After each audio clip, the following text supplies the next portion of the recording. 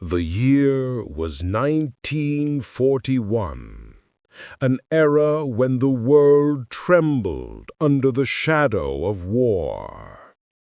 Europe burned, and the Pacific boiled with tension. Across America, families gathered around radios, straining to hear every crackling update about distant battlefields. But no one could have imagined how deeply the war would soon reach into their homes, into their hearts, and into the very rhythm of daily life. In the heart of this story is Anna, a woman of quiet strength, like so many others of her generation. She had never held a rifle, never stepped onto a battlefield. But when the war came, Anna and millions like her would discover that courage takes many forms. In her little town, the whistle of the factory replaced the church bell. The roar of machines became the new morning song.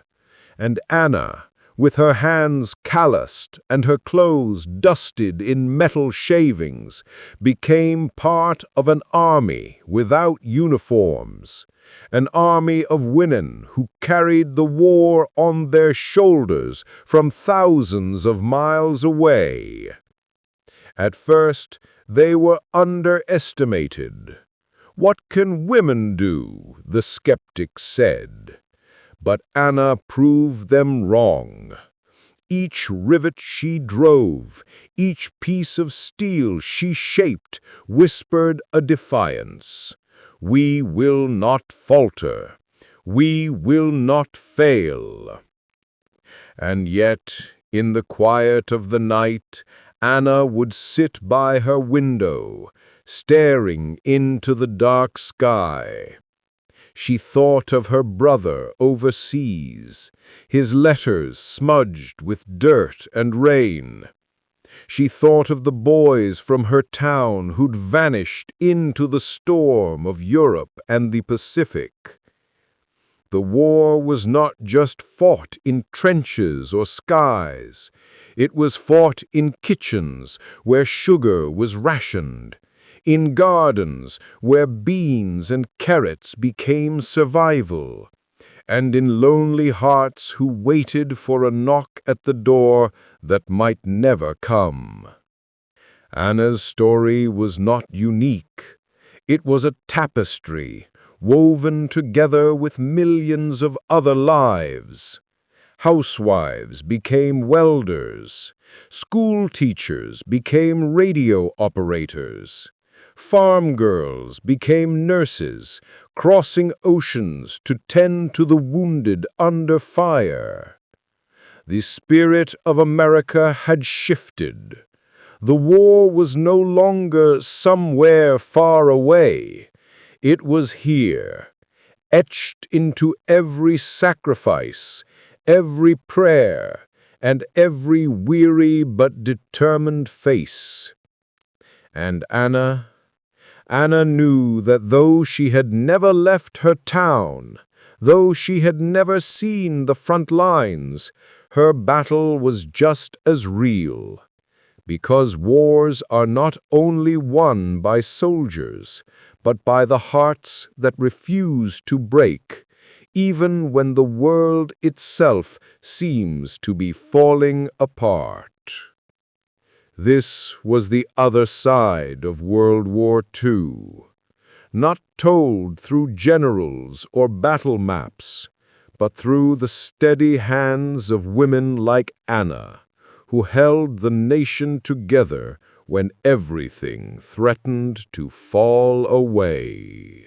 Across the ruins of Europe, church bells rang, rifles fired into the air, and banners proclaimed a day of liberation. For millions, it was the end of 6 years of total war. but for a certain group of young women standing in the shadows of German railway yards, this day meant something very different. Their uniforms were threadbare remnants of the so-called auxiliaries, boots cracked, hair unwashed after weeks of retreat. Some were barely 20, faces still holding the last flickers of youth beneath layers of soot and exhaustion. They were secretaries, typists, radio operators, nurses, cogs in a machine that had devoured their country, then collapsed in their hands.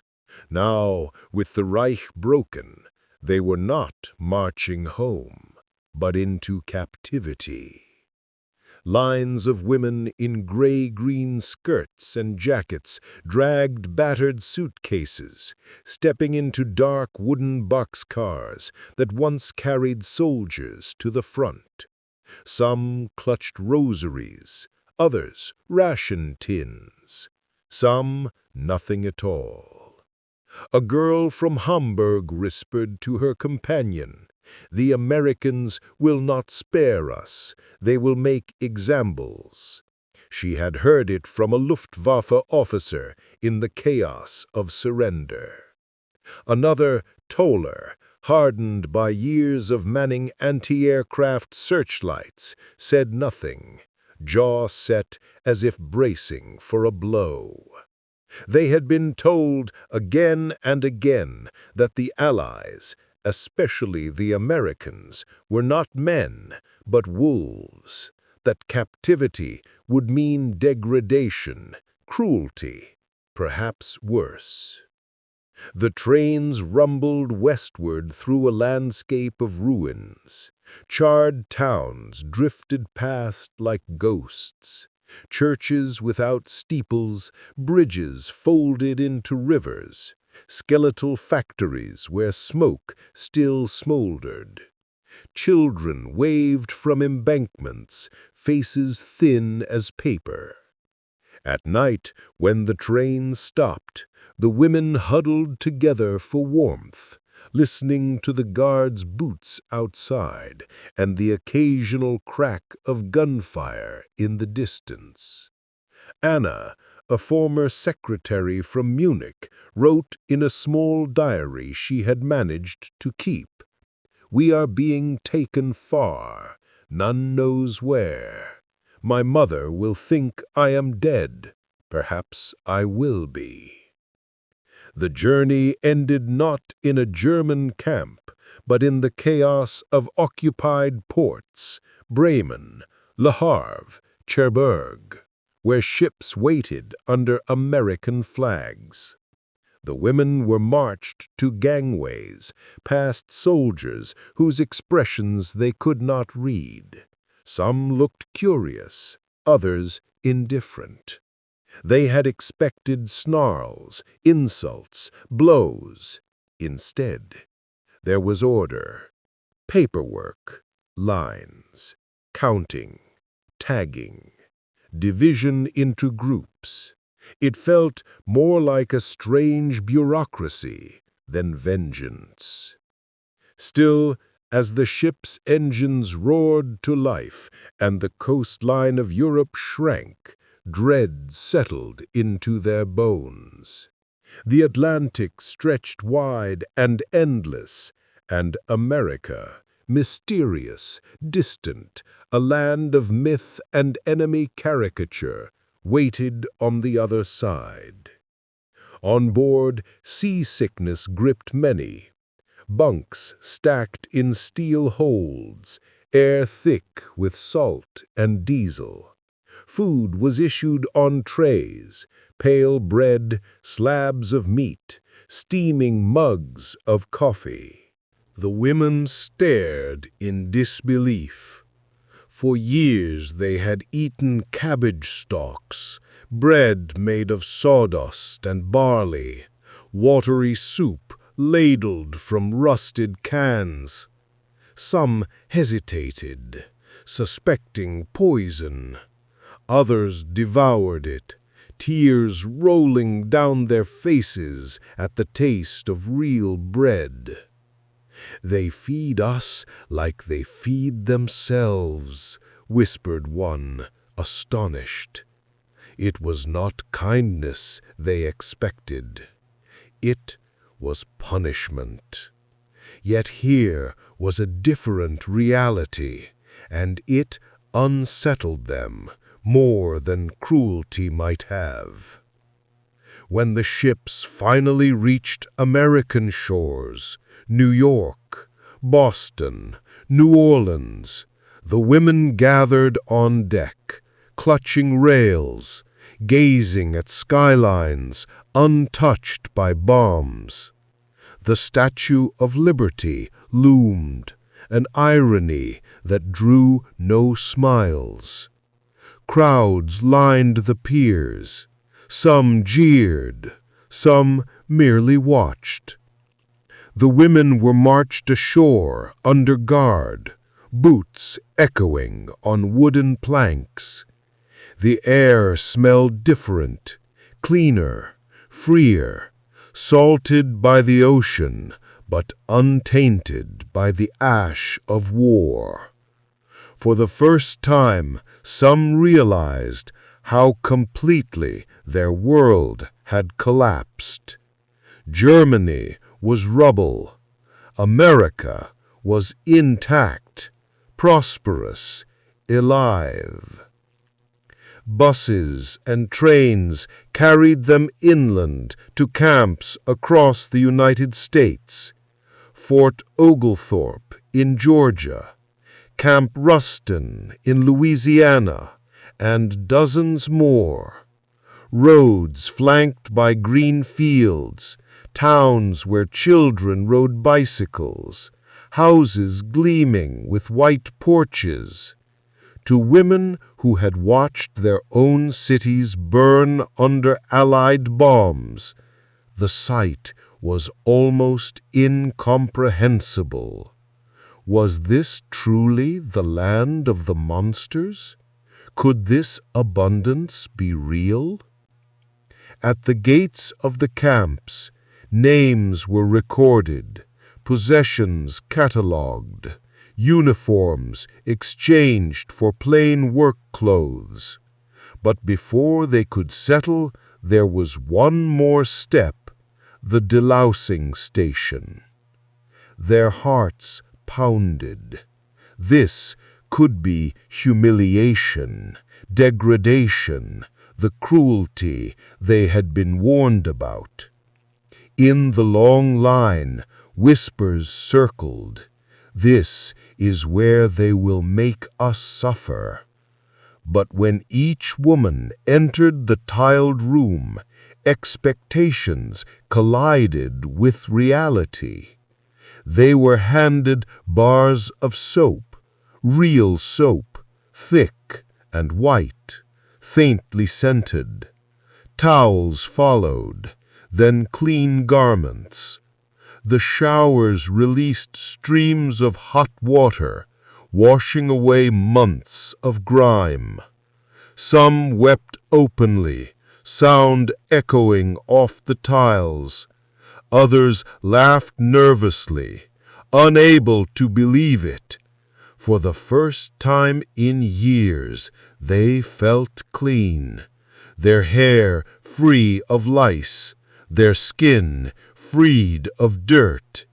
It was not humiliation, but restoration, and it shook them to the core. Anna wrote in her diary that night, "We were told we would be beaten, mocked, broken. Instead, we were given soap. How can this be?" The women lay in bunks that night, hair damp, wrapped in blankets smelling faintly of starch and cotton. Outside, the American night hummed with crickets, far away from the thunder of guns. They whispered to one another, voices low but urgent, as if sharing a secret too fragile to be spoken aloud. Perhaps the enemy was not what they had been told. Perhaps there was something here that neither propaganda nor fear could explain. What awaited them in the days to come? Food, work, encounters with Americans would astonish them even further. For now, one image lingered in every mind. The soap in their hands, slippery, fragrant, absurdly gentle. It was only the beginning of their captivity, and yet it already felt like the beginning of something else. Morning broke over the camp, the sun rising golden over fields that seemed impossibly wide after years of rubble and ruin. Dew clung to the grass, sparkling like tiny gems. Birds sang in the distance, a melody so foreign it startled the women awake. Anna blinked against the light streaming through the narrow windows of the barracks. For the first time in months, she could hear the hum of life. Not the roar of guns or the thud of bombs, but simple, ordinary life. Outside, women moved about the camp with hesitant steps. They carried trays of food, washed dishes in long rows, or lined up for morning roll call. Everything was orderly, methodical, unnervingly calm. Some whispered nervously, comparing it to German discipline, but with a crucial difference. Here, no one shouted, no one cracked whips. A young woman from Dresden, whose hands were calloused from factory work, muttered under her breath, "They could crush us if they wanted, yet they do nothing." Each day began with routines designed to teach, not punish. English lessons, vocational training, chores. The women learned to fold sheets with precision, to sweep floors until they shone, to prepare meals in kitchens that smelled of fresh bread and soup. Some found humor in it. One, formerly a typist in Berlin, discovered she had a knack for peeling potatoes quickly. Another, a former nurse, watched the Americans laugh at her precise bandaging of a fellow inmate's scraped knee. Laughter. It was strange, unfamiliar, and almost frightening. At first, distrust permeated every gesture. The women would flinch if a soldier approached, clutching a tray or clipboard. They expected mockery, suspicion, perhaps worse. But what came was kindness. A hot meal, a gentle correction, a nod of encouragement. It felt unnatural. Anna wrote in her diary, "I do not trust them, yet they do not harm us. Is this strength or weakness?"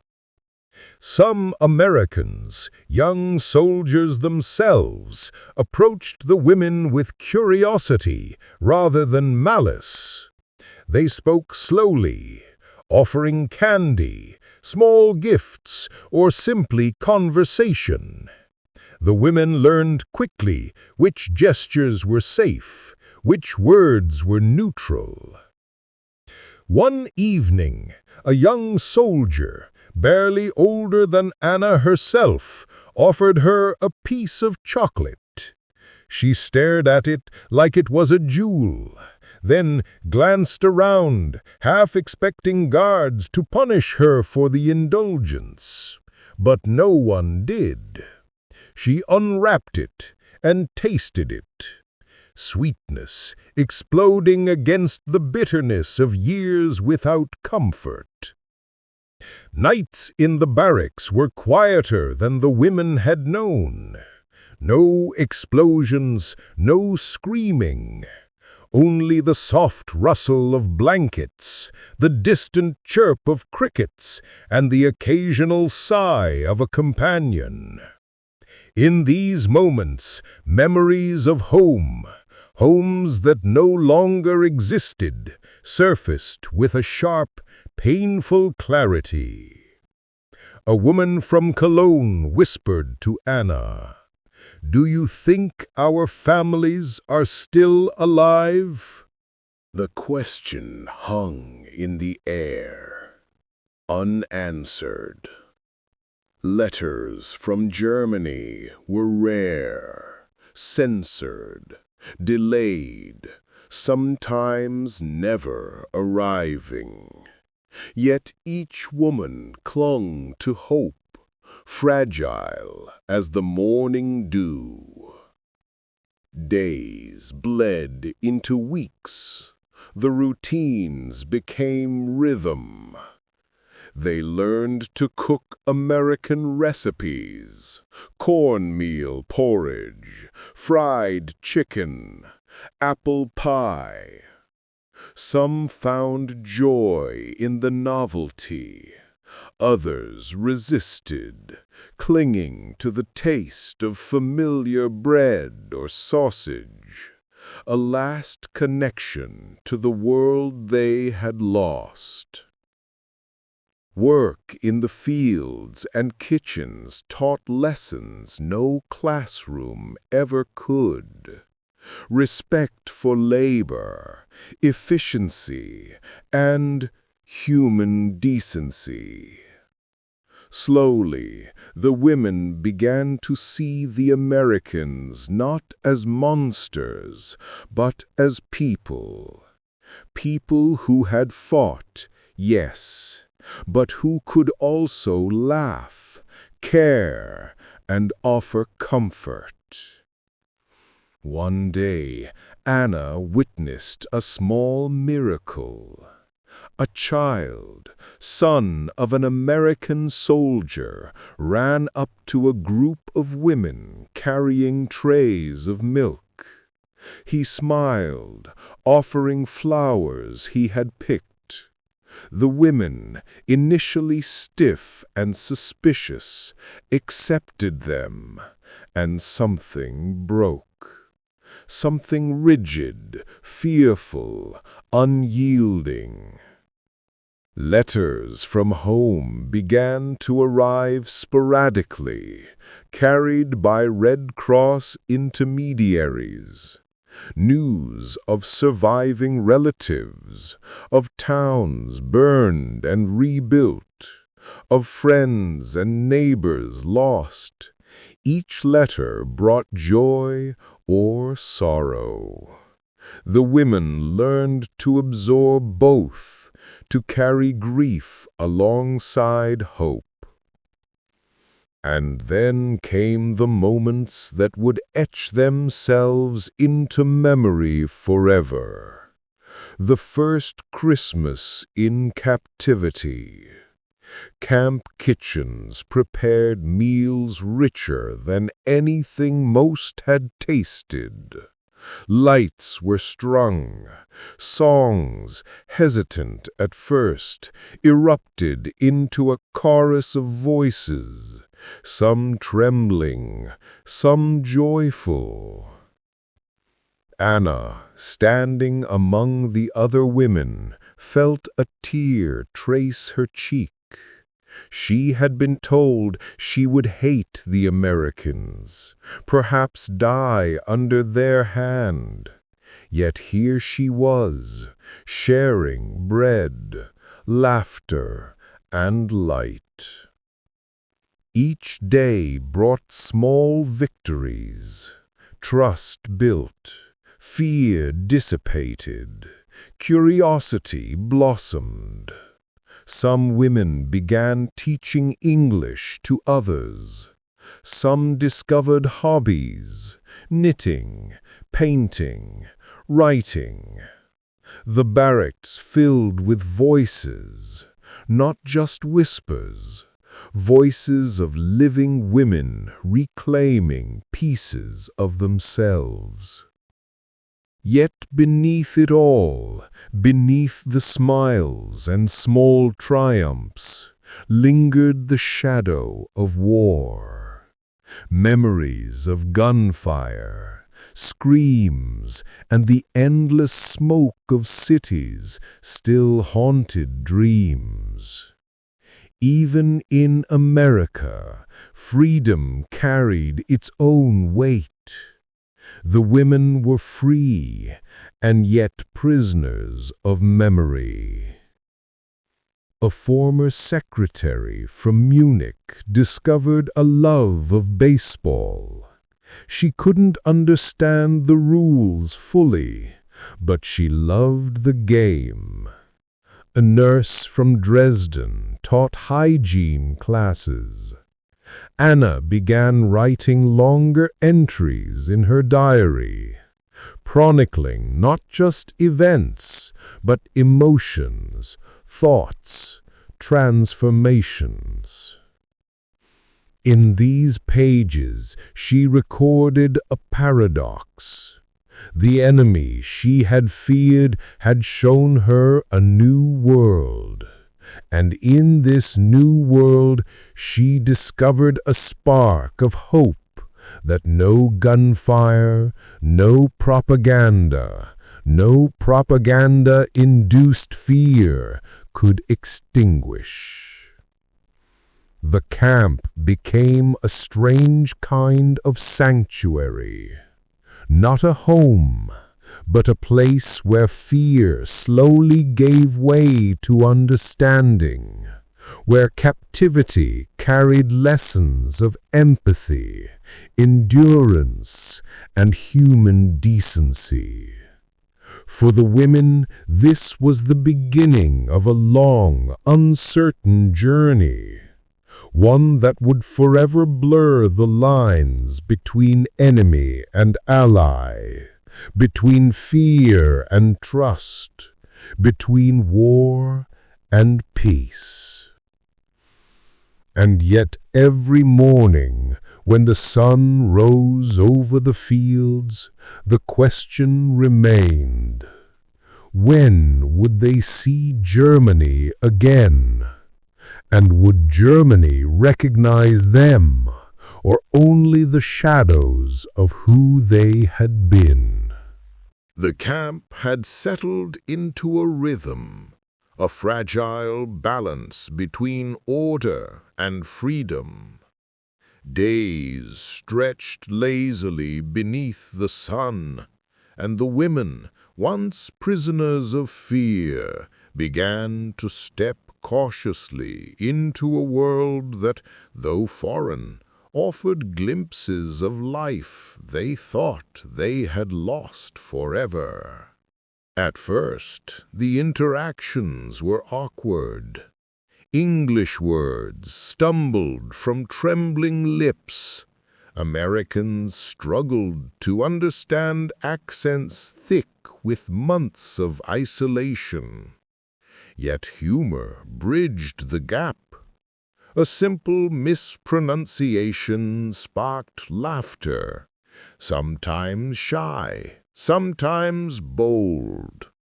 It was a shared language of humanity, stitched together from smiles, gestures, and the occasional exaggerated pantomime. One afternoon, Anna watched a small group of women learning to play baseball with a handful of American soldiers. The rules were still confusing. The ball often missed, but laughter echoed across the fields. In those moments, the walls of fear crumbled, replaced by something unexpected: joy. A soldier tossed a ball to Anna. She caught it clumsily, her gloves too large, her arms uncertain. "I think I'm supposed to run." She darted forward, tripping slightly, then laughed as a friend helped her up. The soldiers cheered, not mockingly, but genuinely. Meals became another bridge between cultures. American cooks taught the women how to prepare dishes they had never tasted: cornbread, apple pie, mashed potatoes with gravy. Some embraced it eagerly, others hesitated, clinging to the flavors of home: rye bread, smoked sausage, or a simple bowl of potato soup. Anna discovered a love for peanut butter sandwiches. She could not explain why. A taste so simple, yet comforting in a way that reminded her of childhood memories long buried. Sharing food became a ritual, a subtle act of trust, a silent acknowledgement that the enemy they had feared could also be kind. Letters continued to arrive sporadically from Germany. Each one was a shock to the system. News of destroyed homes, surviving relatives, and lost friends brought a cocktail of grief, relief, and disbelief. The women read aloud to each other, crying, laughing, and remembering together. The bonds among them deepened, forged not just by shared captivity, but by the fragile hope that sustained them. As the weeks passed, small projects were organized to keep the women engaged and therapy. Sewing circles, painting classes, and gardening offered both distraction and therapy. Anna took to sketching. Her drawings captured the subtle beauty of camp life, the way sunlight fell on the barracks, a child's laughter by the fence, the quiet dignity of women working in the fields.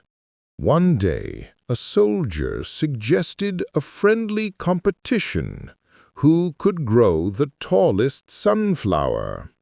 The women laughed, some skeptically.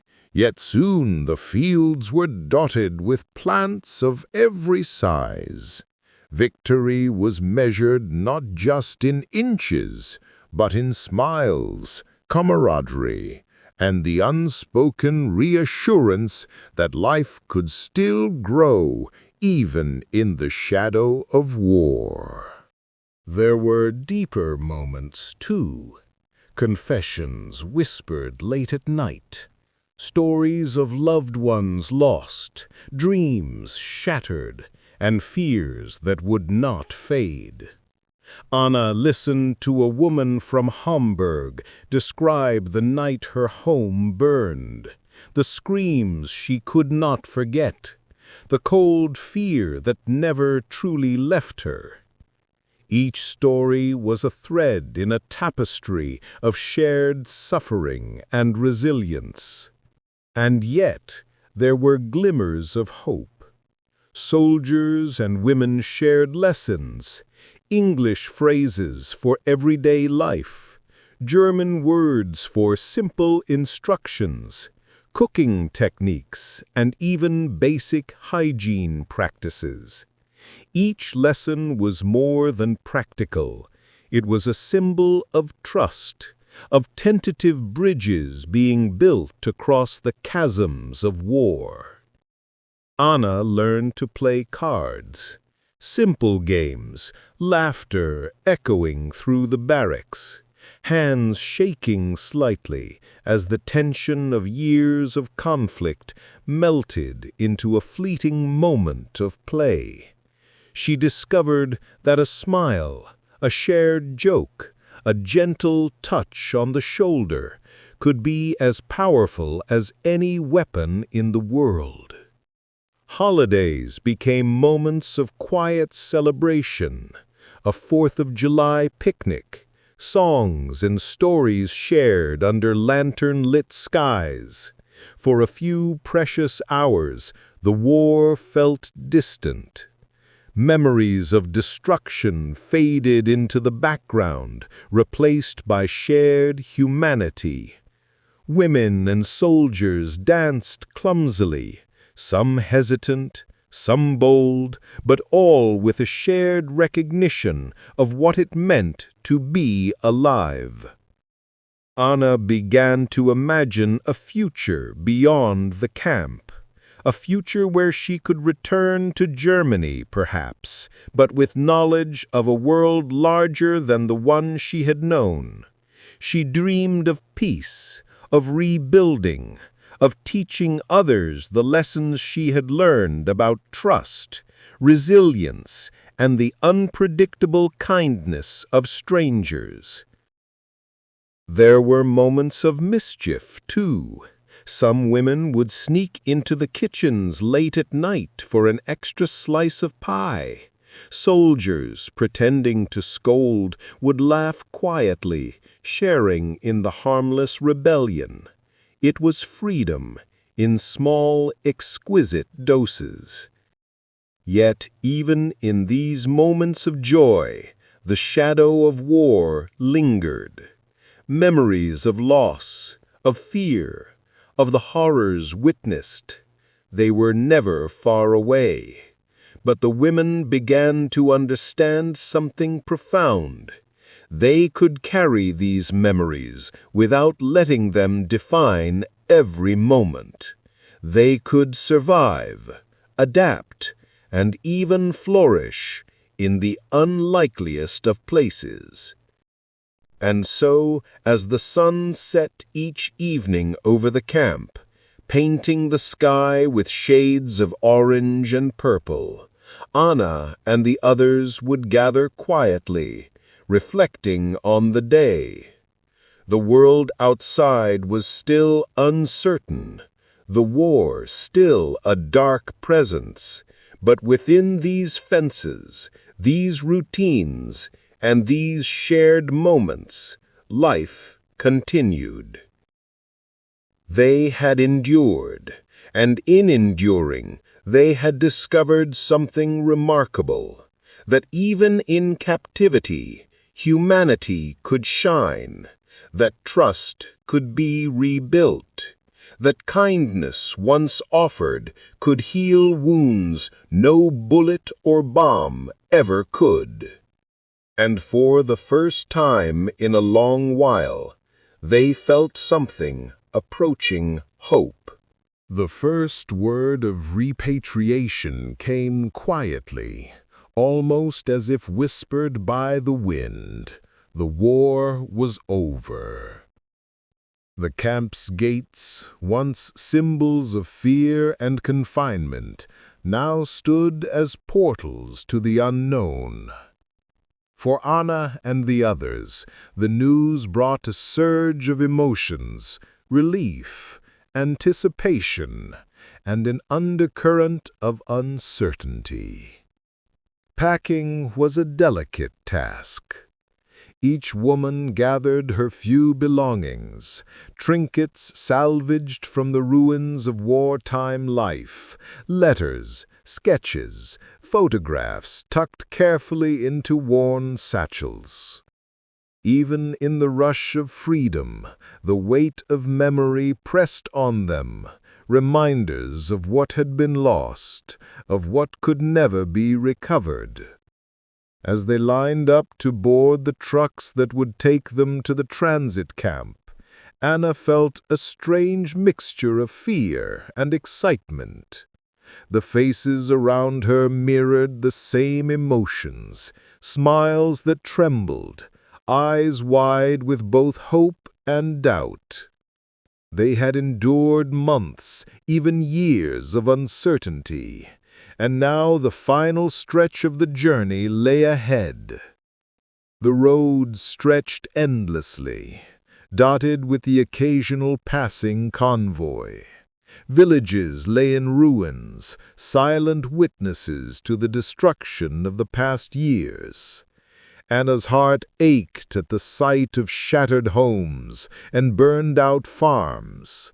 Yet, in the same breath, she felt the stirrings of hope.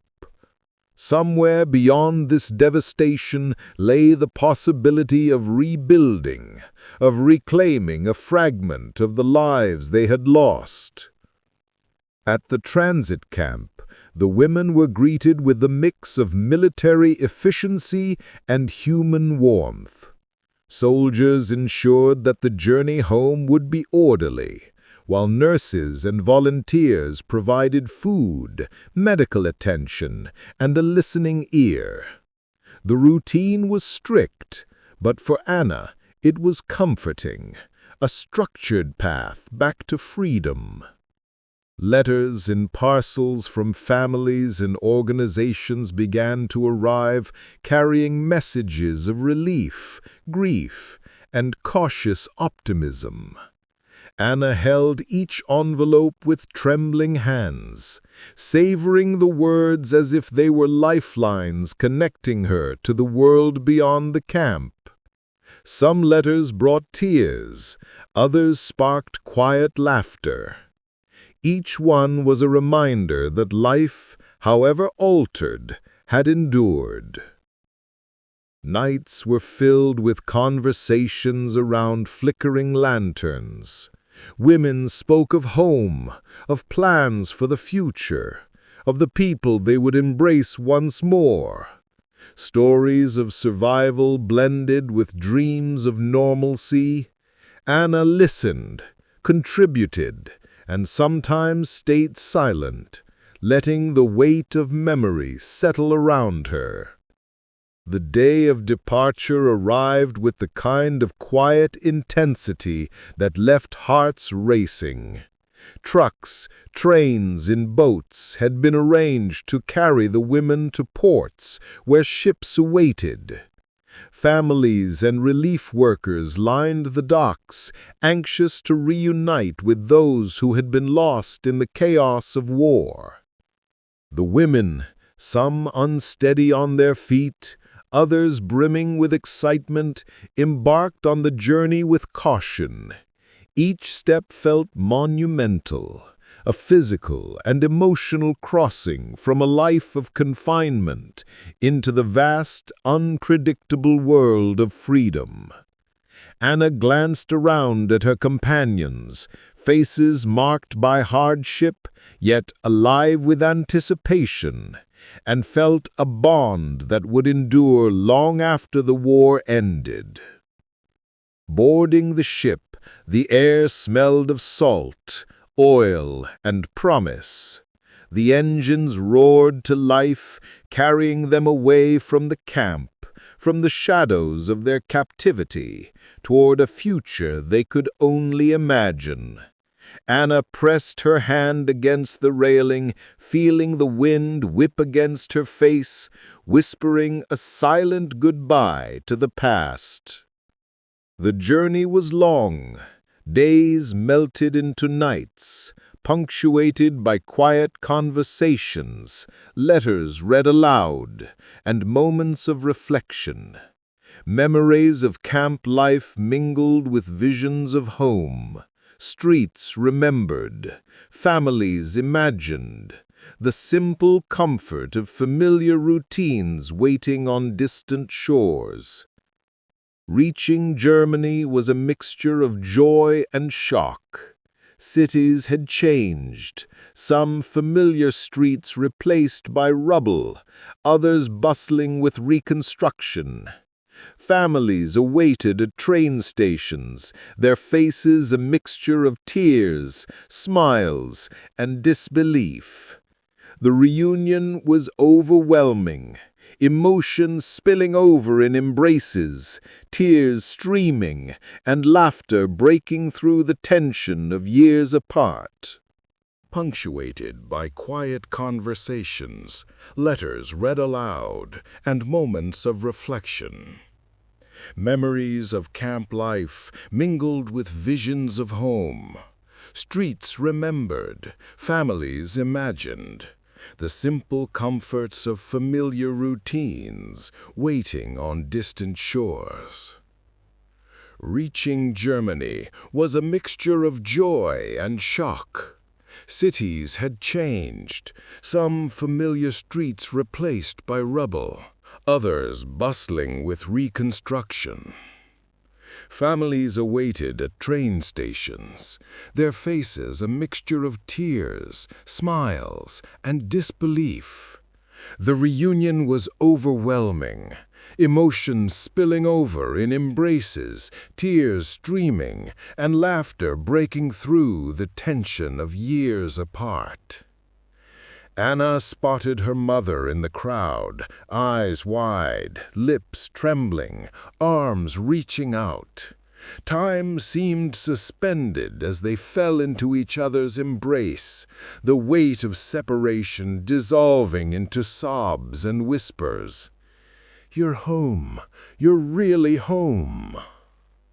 Yet, even in this joyous return, there were scars. Friends lost to the war, homes irreparably damaged, and a world forever altered by conflict. Anna carried memories that could not be erased, the echoes of fear and deprivation lingering quietly beneath her newfound freedom. But amidst the sorrow, she discovered resilience, the strength of human spirit, and the capacity for hope. Life slowly resumed its rhythms. Streets once familiar became canvases for new experiences. Work, family, and community demanded attention. Yet Anna often paused, reflecting on the bonds forged in captivity, on the laughter and tears shared with women and soldiers alike. These memories became anchors, guiding her through the complexities of post-war life. And sometimes, when the world grew quiet, Anna would take a moment to laugh at herself, remembering clumsy baseball games, midnight pie raids, and whispered jokes with her companions. These memories, tinged with humor, became treasures of survival, proof that even in the darkest times, light could be found. In the end, the war had taken much, but it had not taken everything. Anna had returned to a world forever changed, yet within her heart lay lessons that would last a lifetime. Courage, friendship, hope, and the unyielding capacity to find joy amidst sorrow. And as she looked toward the horizon, Anna knew that the story of survival, resilience, and humanity would continue, not just for her, but for generations to come. Thank you for witnessing their journey, for remembering their courage, and for carrying forward the lessons of history. The past shapes us, but hope carries us forward. And that was the incredible journey of courage, resilience, and hope during one of history's darkest times.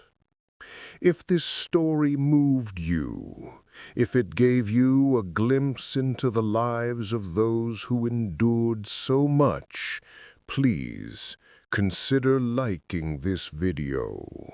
Your support helps keep these stories alive. And if you want to continue traveling through history with us, exploring untold tales from World War II, hit that subscribe button and join our community of history lovers. Share this story with friends, family, or anyone who cherishes the courage of the past.